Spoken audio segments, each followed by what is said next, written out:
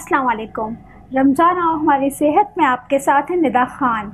जैसे कि आप लोग जानते हैं कि रमज़ान का पूरा महीना गुजर गया और पता भी नहीं चला, और बहुत अच्छे रमज़ान गुजरे, अल्लाह का शुक्र है। और रमज़ान और हमारी सेहत का ये लास्ट प्रोग्राम होगा, और फिर इंशाल्लाह दोबारा नॉर्मल रूटीन में हेल्थ इज़ वेल्थ में हाज़िर होंगी डॉक्टर साहब के साथ।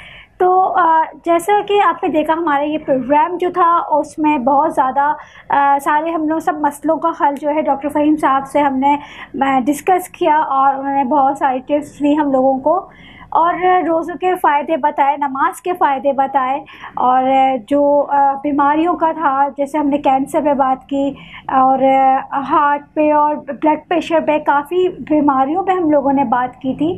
तो वो सारी टॉपिक्स जो थे वो सब आप लोगों को हमने शेयर किया आपके साथ, और आप लोगों की मालूमात में इजाफ़ा हुआ। और इंशाअल्लाह जो आने वाले जो हमारी लाइफ है और ईद जो है वो दुआ करते हैं कि बहुत अच्छी गुज़रे। और अब जो है हमारा आज का जो प्रोग्राम है, ख़ास तौर पे रमज़ान हमारे बहुत अच्छे से गुज़रे अल्हम्दुलिल्लाह। लेकिन अब जो बात है, टॉपिक जो हम रखेंगे सर डॉक्टर फ़हीम के साथ, तो वो हम ये टॉपिक है कि रमज़ान हमारे गुज़रे, लेकिन रमज़ान के बाद का जो रूटीन है वो हमारा किस तरीके से गुज़रेगा, कैसा रहेगा, और क्या उसमें चेंजिंग आएंगी, किस तरह चेंजिंग लाएं, और चेंजिंग लाना ज़रूरी है, मतलब लोग चेंज हो जाते हैं, सब रूटीन चेंज हो जाती है, तो उसको बरकरार करने के लिए क्या किया जाए, कौन सी टिप्स डॉक्टर फ़हीम साहब आज हमें, मतलब डॉक्टर फ़हीम साहब हमारे साथ करेंगे बातें शेयर। तो आए देखते हैं, मिलते हैं डॉक्टर फ़हीम साहब से।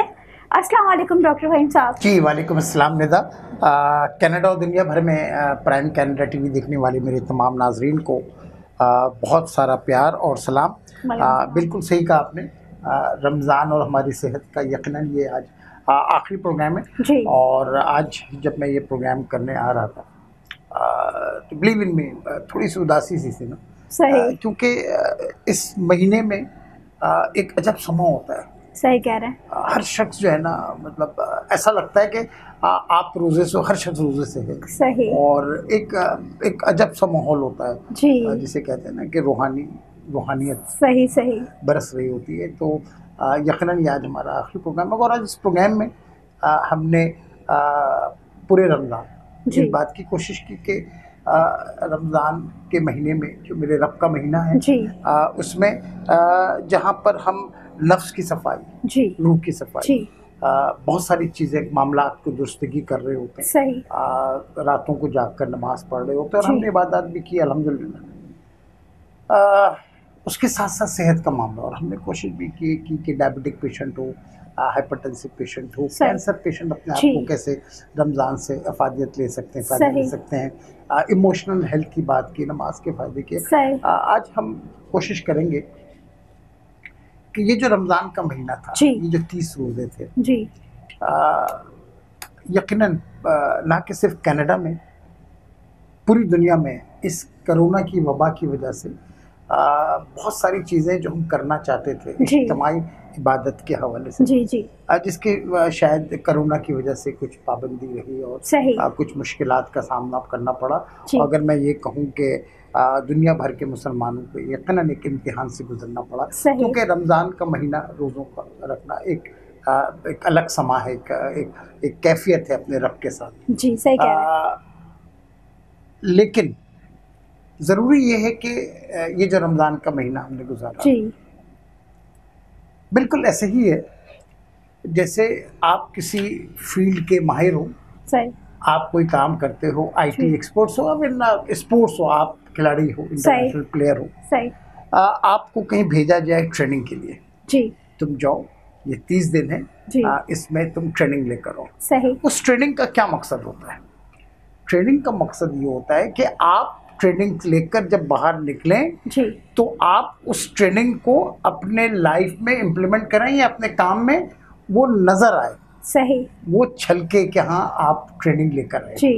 अगर ट्रेनिंग लेने के बाद भी आपके रवैये में, आपके एटीट्यूड में, आपके बिहेवियर में किसी किस्म की कोई तब्दीली नहीं है, तो फिर सोचने का मुकाम है कि ये महीना आया और गुजर गया, चला गया, हमने अपने अंदर किसी भी लिहाज से कोई तब्दीली नहीं की। अगर ऐसा है तो फिर ऐसा ही है जैसे रमज़ान आया और गुजर गया, हमने कुछ नहीं सीखा। तो यकीनन इबादत के हवाले से इस महीने में नमाज़ों के मामले में मसाजिद जो है वो सफ़ें भरी हुई होती हैं, बाद जमात नमाज की तरफ जाते हैं। हम तमाम नमाज़ों को पढ़ रहे होते हैं, तहज्जुद पढ़ रहे होते हैं। ये स्पिरिचुअल मामला है, इसको यकीनन जारी और सारी रहना चाहिए। हम बात करेंगे सेहत की, सही कि जो कुछ हमने इस महीने में सीखा है, जो कुछ ट्रेनिंग ली है, उसको आइंदा आने वाले जो महीने हैं उस पर इसको इम्प्लीमेंट करें, इसको नाफिज करें, ताकि हम एक सेहतमंद जिंदगी गुजार सकें। एक बात याद रखें, मैं हमेशा ये बात कहता हूँ, ये जो सेहत है ये रब की जानिब से एक तोहफा है, एक इनाम है, ठीक है। और अगर आप एक सेहतमंद मुसलमान होंगे इस माशरे के लिए, अपनी फैमिली के लिए, अपनी सोसाइटी के लिए, अपने कौम के लिए, अपने आप के लिए एक जिसे कहते हैं ना बेनिफिशियल पर्सन होंगे। अगर आप बीमार रहोगे, ना अपने लिए, ना अपनी फैमिली के लिए, ना सोसाइटी के लिए, ना कम्युनिटी के लिए, तो इसलिए बहुत ज़्यादा ज़रूरत है कि यकीनन रमज़ान में हम बहुत सारी ऐसी चीज़ें कर रहे होते हैं, खाने पीने के मामलात में, फिजिकल एक्टिविटी के हवाले से बहुत सारी ऐसी बिहेवियर प्रॉब्लम जो हमारे साथ होता है, लाइक स्मोकिंग है, चाय का इस्तेमाल है, फिजी ड्रिंक का इस्तेमाल है, शुगरी ड्रिंक का इस्तेमाल है, खाने पीने में बदहयाती हम रमजान में कंट्रोल कर रहे होते हैं। अगर इस हैबिट को हम आइंदा महीनों पे लेकर जाएंगे तो इसका यकीनन बहुत ज़्यादा फायदा होगा। सही कह रहे हैं, मतलब इन चीज़ों को हम लोग कंट्रोल करें। जैसे डॉक्टर साहब ने आपने बताया कि काफ़ी आपने चीज़ें हम लोग पूरे रमज़ान सब फ़ायदे बताए कि इन चीज़ों के ये फ़ायदे हैं, इन चीज़ों से दूर रहे, इन चीज़ों मतलब, तो हम लोग को चाहिए कि हम इन जब हमारी ट्रेनिंग हुई है और आपने मतलब बताई हमें, तो हम लोग वो सब अपने अंदर मतलब लाएँ तब्दीली, चेंजिंग, और अपनी लाइफ उस तरीके से ही गुजारें। बिल्कुल बिल्कुल। देखें, ट्रेनिंग का मकसद क्या होता है कि आपके अंदर तब्दीली आए। सही। रमज़ान जो है ये बेसिकली एक आपके लिए ट्रेनिंग का महीना था। चीज़ें अच्छा, मैं बताऊँ एक बात डॉक्टर साहब कि हम रमज़ान के बाद हमें करना क्या सेहत के हवाले से, जो हमारा टॉपिक है। सही। सबसे पहले तो वो लोग जिन्होंने प्री रमज़ान असेसमेंट करवाया था, चाहे वो डायबिटिक पेशेंट थे, हाइपरटेंसिव थे, हार्ट के पेशेंट थे, किडनी पेशेंट थे, एस्थमेटिक पेशेंट थे, किसी भी बीमारी के हवाले से रमज़ान से पहले जिन्होंने अपने डॉक्टर से मिलकर अपना डोज एडजस्ट करवाया था रमज़ान के रोज़ों में, सबसे पहले तो काम ये करें रमज़ान के रोज़ों के बाद वो जाकर अपने डॉक्टर से मिलकर दोबारा डोज को एडजस्ट करा। आपका डॉक्टर यकीनन दोबारा टेस्ट करवाएगा, पैरामीटर्स चेक करेगा, डोज को कम करेगा या ज़्यादा करेगा। सबसे पहले तो ये पोस्ट रमज़ान असेसमेंट अपने डॉक्टर से जाकर जरूर करना है। एक चीज़ मैं बताऊं डॉक्टर साहब, रमज़ान के फौरन बाद कौन सा महीना? शव्वाल। सही, ठीक है जी। जिसने शव्वाल के 6 रोजे रखे, गोया उसने पूरे साल के रोजे रखे। सुभान अल्लाह, सुभान अल्लाह, सुभान अल्लाह। आप बेनिफिट देखो मेरे रब की जानिब से कि शव्वाल के 6 रोजे रख लिए तो तुमने पूरे साल के रोजे। इसी ट्रेनिंग को जो रमज़ान के फास्टिंग की क्या फायदियत है, मैं अपने पूरे प्रोग्राम रमज़ान में कहता रहा हूँ। कैंसर में देख लो, लीवर में देख लो, इम्यूनिटी में देख लो, इसमें देख लो, सारी चीज़ों में हमने फायदे दिलवाए। अगर इस फायदे को बरकरार रखना है तो क्यों ना हम शवाल के 6 रोजे रख लें। सही, ठीक, सही, सेहत को बरकरार। इसके बाद अल्लाह के नबी की सुन्नत और हुक्म भी कि पीर और जुमेरात का रोज़ा। सही। पीर और जुमेरात से मतलब क्या हो गया? महीने में 4 पीर 4 जुमेरात, 8 रोजे। 30 में से 30 दिनों में से 8 रोजे रख लिए। सही। आप सीक्वेंस देखो कि आपका रब जो है, मेरा रब हमें क्या दे रहा है। रमज़ान का महीना जो मेरे रब का महीना है, उसने रमज़ान के रोजे रखवाए, सारी ट्रेनिंग दी, ट्रेनिंग के बाद वो तमाम अफादियत बता दी। उसके बाद कहा कि ऐसा नहीं है कि पूरे साल के बाद दोबारा तुम ट्रेनिंग में जाना। मेरा रब अपने बंदे से किस कदर प्यार करता है, इसका अंदाजा इस बात से लगाओ कि वो शव्वाल के 6 रोजे, उसके बाद हर महीने पीर और जुमेरात रख सकते हो रोजा। सही, ठीक है। तो वो ट्रेनिंग जो है उसका जो आप किसी ट्रेनिंग हाउस से या इंस्टीट्यूट से जो ट्रेनिंग ली है, ऐसा नहीं कि साल का एक दफा का ट्रेनिंग है। आप हर महीने अपनी लाइफ का रूटीन सही है। एक तो इस रोजे के सिलसिले को बरकरार रखना चाहिए। सही। एक रमजान के महीने में हमने एक रूल है 80-20। अच्छा, ये रूल क्या है? या रमजान में हमने खाने पीने में यकीनन बहुत सारी हमने जिसे कहते हैं ना कि बदपरहेजियाँ भी की हैं। उसके साथ साथ हमने कुछ डाइट को कंट्रोल करने की भी कोशिश की। जो लोग ओबीस थे जी, जो लोग डायबिटिक थे जी, जिन लोगों का कोलेस्ट्रॉल लेवल बहुत ज़्यादा बढ़ा, जिन लोगों ने अपने खुराक के ज़रिए जी अपने शुगर लेवल को, अपने वेट को, अपने कोलेस्ट्रॉल को, अपने बैड कोलेस्ट्रॉल को, अपने हार्ट की बहुत सारी चीज़ों को, बीमारियों को, अपने जॉइंट पेन्स को, आर्थराइटिक के पेशेंट है, उन लोगों ने जो कंट्रोल किया था डाइट के ज़रिए, वो अपने उस डाइट पैटर्न को कंटिन्यू करें। वो कैसे? 80-20, यानी कि 100% कोशिश ना करें कि हलक तक खाना छू कहते हैं, पेट भर के ना खाएं। अल्लाह के नबी की सुन्नत भी है कि एक पोर्शन को खाली छोड़ दो। 80-20 का रूल फॉलो करें और अपने खुराक में ग्रीन्स का इस्तेमाल, फ्रूट्स एंड वेजिटेबल का इस्तेमाल बहुत ज़्यादा करें। अच्छा, ड्राई फ्रूट्स का इस्तेमाल कनाडा में बहुत इजीली अवेलेबल है, आप उसका इस्तेमाल करें। और हमेशा मैं एक चीज़ कहता हूँ, formula of S2, sugar and salt, इसका इस्तेमाल यकीनन, ये मैं नौजवानों से मुखातिब नहीं हूँ जो 18-20 साल के हैं, यकीनन 40-45 प्लस कोई शख्स है तो अपने खानों में शुगर और सॉल्ट का इस्तेमाल बहुत कम करें। सही, बहुत ज़्यादा ज़रूरी है। जिन लोगों ने इस महीने में जी जो सिगरेट स्मोकर थे जी, दिन के 24 घंटे, सही, 14-15 घंटे का रोजा, कम से कम 5 घंटा तो सोता ही है ना, सही, 20 घंटे यूं निकल के इबादत, 2-3 घंटे में यकीनन एक आध कश लगाया होगा, सही, तो उसको टेपर ऑफ करें। सही। अगर 20 सिगरेट पीते थे रमज़ान के महीनों में, जो कमी की है रमज़ान के महीने में जो, अच्छा मैं एक स्टडी बताऊँ जी डॉक्टर साहब, दुनिया के जितने माहिर नफ्सियात हैं, साइकोलॉजिस्ट, वही कहते हैं किसी भी हैबिट को जी कंटिन्यू करने के लिए जी अगर आप 30 से 35-40 दिन तक उसको फॉलो करते हैं तो वो हैबिट बन जाती है।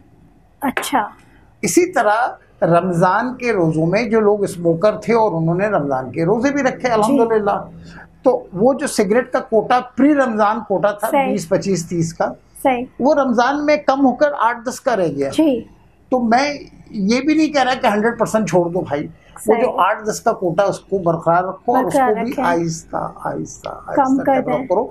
ये इस रमज़ान की ट्रेनिंग का एक बहुत बड़ा हिस्सा होगा अगर आप सिगरेट स्मोकिंग को।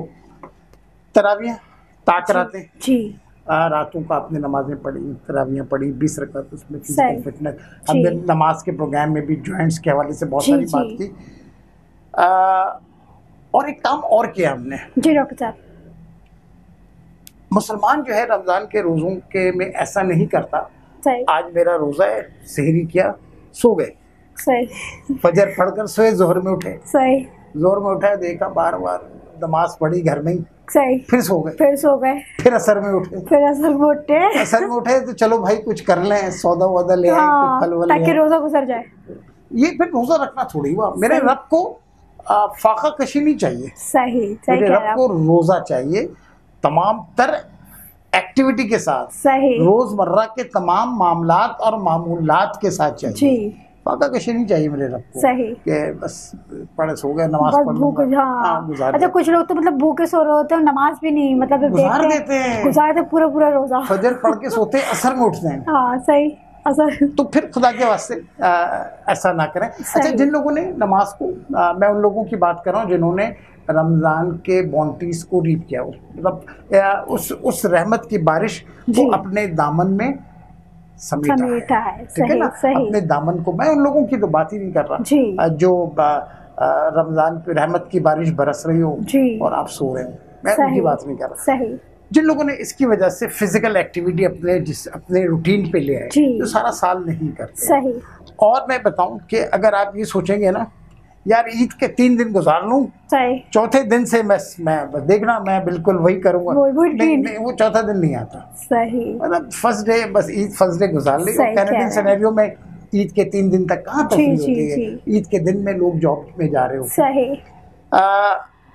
बिल्कुल नेक्स्ट जैसे जो आपका रूटीन है, डाइटरी रूटीन, फिजिकल एक्टिविटी का रूटीन, और जो बैड हैबिट्स का रूटीन है लाइक स्मोकिंग है और दीगर चीज़ें हैं, उससे आपको बहुत ज़रूरी है कि आप फॉलो करें। एक शख्स जिस्मानी तौर पे सेहतमंद हो ही नहीं सकता अगर वो अपने दिल में किसी के लिए हसद, कीना, बुक्स, यार मिल जाए मुझे, सही, कभी सेहतमंद रह नहीं सकता। सही कह रहे हैं। और ये तो मेरे रब का हुक्म है जी, अल्लाह के नबी की सुन्नत है, उन्होंने जिंदगी कैसे गुजारी, ठीक है। और आज का जो वर्ल्ड हेल्थ ऑर्गेनाइजेशन है वो भी यही कहता है कि इमोशनल हेल्थ, स्पिरिचुअल लॉन्गिंग जो है ये बहुत इंपॉर्टेंस है फिजिकल फिटनेस की, जी, ठीक है।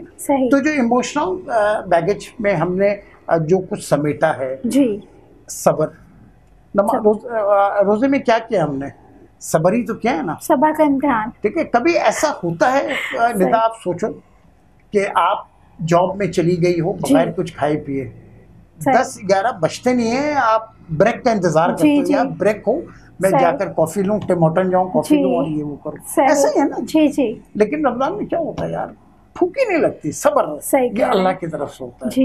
ये जो सब्र हमने सीखा है ना, अफू दरगुजर, माफ करो, छोड़ो, अल्लाह के नबी की हदीस है ना, कोई तुमसे उलझो कह दो मैं रोजे से हूँ, ठीक है। अफू दरगुजर का मामला, सब्र का मामला, जो अपने दिल में लोगों को माफ करने का जज्बा हमने सीखा है कि यार चलो रमजान का महीना माफ करना, गलती हो गई है, ठीक है। तो ये जो प्रैक्टिस हमने सीखी है ना रमजान में, अगर इसको आइंदा आने वाले दिनों में भी बरकरार रखते हैं तो पता क्या होगा, आप इमोशनली हेल्दी हो जाओगे। जब आप इमोशनली हेल्दी होगे तो आप इमोशनली इंटेलिजेंट होगे। जब आप इमोशनली इंटेलिजेंट होगे तो आप यकीन जानो आपका मामलात, relationship, family relationship, job relationship और दीगर मामलात बहुत ज़्यादा बेहतर हो जाएंगे। तो बहुत ज़रूरी है कि हमने जो रमज़ान के महीने में इमोशनल बैगेज को फुल किया है उसका बहुत ज़्यादा ख्याल रखें। सारी NGOs हैं, कनाडा में भी है, पाकिस्तान में भी है, जिनको शायद बहुत सारे वेलफेयर के कामों के लिए पैसों की ज़रूरत होती है। तो ये जो खैरात का सिलसिला है, ज़कात का सिलसिला है, डोनेशन का सिलसिला है, ये हाथ यूँ रहना चाहिए। सही है। ये वो नेकी है जी, आपको नहीं पता आपके दिए हुए पैसे में से किस बच्चे की शादी हो रही है, सही, किस बच्चे को तालीम मिल रही है जी, कौन बीमार सेहतियाब हो रहा है, सही, ये आपके दिए हुए पैसे में से होता है। और इसका अजर जो है ये सवाए रब के कोई और नहीं दे सकता। तो ये जो सदका, ज़कात, खैरात का मामला है जो हमने रमज़ान में जारी रखा था, हमने रमज़ान में कोशिश की थी अपने आप को यार बहुत ही ज़बरदस्त किस्म का इंसान बने, रोल मॉडल बनने की कोशिश की थी, ऐसे जी, बिल्कुल, खाना पीना बहुत ही ज़्यादा। ये जो एटीट्यूड है ना जी, जो हम्बलनेस का, ग्रेटिट्यूड, ये यकीन जाने कामयाबी तक ले जाता है, बिल्कुल सक्सेस के आखिरी स्टेज तक ले जाता है। तो हमें कोशिश करनी चाहिए कि ये जो रोल मॉडल हमने अपने आप को बनाकर पेश किया माशरे में जी, और ख़ास तौर पे कैनेडियन माशरे में जो यकीनन इस्लामिक सोसाइटी नहीं है, हमने अपने आप को एक मॉडल बनाया कि ये देखो दिस इज़ मुस्लिम, ये मुस्लिम कैरेक्टर है। तो हमें सिंबॉलिक तौर पे ना माशरे में इसी तरह पेश करना है आइंदा आने वाले दिनों में। ऐसा हरगिज़ नहीं है कि रमज़ान में के ख़त्म होने के बाद सारी चीज़ें वही शुरू हो जाएं जो सारा साल करते हैं, तो फिर इसका मतलब तो ये हुआ कि ट्रेनिंग बेकार हो गई हमारी। रमज़ान आया और गया, तो हमें इस चीज़ से बहुत ज़्यादा सोचने की ज़रूरत है, समझने की ज़रूरत है। सेहत के पॉइंट ऑफ व्यू से ख़ास तौर पे मैं ये कहूँगा कि जो चीज़ें डायबिटिक पेशेंट ख़ास तौर पे जो कोरोना का जोर टूटा नहीं है, सही कह रहे हैं। और मैं ये कहूँगा कि यकीनन रमज़ान के फ़ौरन बाद ईद का सिलसिला, लोगों में इंटरेक्शन, टोरंटो की बात करूँ मैं, मॉन्ट्रियल की बात करूँ और दीगर शहरों की बात करूँ, मिसिसागा की बात करूँ, इन तमाम शहरों में थ्रेट मौजूद है। वैक्सीनेशन का अमल जारी है, लोग वैक्सीन भी लगा रहे हैं, लेकिन इसके साथ कोशिश करें जो लोग कोमॉर्बिड हैं यानी पहले से किसी मर्ज में मुब्तला है, तो उनको चाहिए कि जो एग्जिस्टिंग बीमारी है उस पर कोरोना का या कोविड-19 का बोझ अपने ऊपर ना डालें, क्योंकि यकीनन उनके अपने लिए, फैमिली के लिए, कम्युनिटी के लिए, गवर्नमेंट के लिए, सबके लिए एक लोड है और फाइनेंशियल बार भी है और सोशल बार भी है। तो जिसको समझने की बहुत ज़्यादा ज़रूरत है ताकि हम परहेज जो है, SOPs जो है उसको हम फॉलो करें। अच्छा डॉक्टर साहब, ये बताएं कि जैसे कि आप जानते हैं कि रमज़ान शरीफ गुजरे, सही पूरा महीना गुजर गया, जैसे पहले के जो था कोविड पहले भी हमारी लाइफ में रहा और इस साल भी जो है वो कोविड चल रहा है, तो इसके मुताबिक कुछ कहना चाहेंगे आप? देखिए निदा, इस वक्त पूरी दुनिया में एक खौफ है जी। वैक्सीन मौजूद है, सही, कनाडा समेत दुनिया भर में लोग इसे लगा रहे हैं और एक खौफ का आलम तारी है। सही। और इस खौफ की वजह से ना के मसाजिद जी, चर्च, मंदिर, गुरुद्वारा, बहुत सारी जो इबादत गाहें दीगर मज़ाहिब की वो बंद हैं तो उस तरह नहीं खुले हुए हैं। ठीक है, जिस तरह इस साल रमज़ान में भी मसाजिद के साथ मामला रहा। जी जी। ये जो खौफ है ना जी, इस खौफ को दूर करने वाली सिर्फ एक चीज़ है, दिलों में जो खौफ है सही, और वो है ताल्लुक़ अपने रब से हमारा कैसे है। सही। मैं being a public health person, मेरा ताल्लुक़ पब्लिक हेल्थ पे होने की वजह से जी, इससे पहले भी बहुत सारे इंडेमिक्स का सामना रहा जी। सार्स वायरस हो, मर्स वायरस हो, डेंगू फीवर हो, जी बिल्कुल, उस पर काम भी किया, देखा भी। और जो खौफ का आलम इस वक्त कोविड पैंडेमिक में है, इससे पहले नहीं देखा। सही। 1918 में ठीक 100 साल पहले स्पेनिश फ्लू जो पैंडेमिक था, अच्छा, उस वक्त भी दुनिया इसी खौफ के आलम में मुब्तला थी। अच्छा, उस वक्त भी दुनिया के पास कोई ट्रीटमेंट नहीं था। जो नॉन फार्मास्यूटिकल इंटरवेंशंस हैं लाइक SOPs, हैंड वॉश करना, डिस्टेंस करना, और आज भी मोर और लेस वैक्सीन लगाने के बाद भी आपसे यही कहा जाता है कि ये जो नॉन फार्मास्यूटिकल इंटरवेंशन है इसको फॉलो करें, यानी कि मास्क को, हाथ धोने। बीइंग ए डॉक्टर होने के साथ एक इंसान भी तो हूँ ना मैं। सही। और एक डॉक्टर सही अक्सर यकीन जाने इस कोविड की जो खामोशी है जी, इस खामोशी से एक आवाज़ें आती हैं, एक गूंज है अगर आप महसूस करें। आज अल्लाह की तमाम मखलूक में सिर्फ हजरत इंसान परेशान है। सही। न चरिंद है न परिंद है, अल्लाह के बेशुमार मखलूक। सही कह रहे हैं। हाँ, उसको कोई प्रॉब्लम नहीं है जी। अगर आज कोई शख्स अल्लाह के मखलूक में कोई परेशान है तो वो अशरफुल मखलूकात, अल्लाह का पसंदीदा मखलूक इंसान परेशान है। सही। तो अल्लाह जो मेरा रब है, जो हमारा रब है, जो रहमान है, जो रहीम है, बेशक, जो 70 माओं से ज़्यादा प्यार करता है अपने बंदे से, तो वो अपने बंदों को क्यों तकलीफ में डालेगा। सही। तो क्या मेरे रब की रहमानियत कम है और उसका अजाब ज़्यादा है? ऐसा हरगिज़ नहीं है।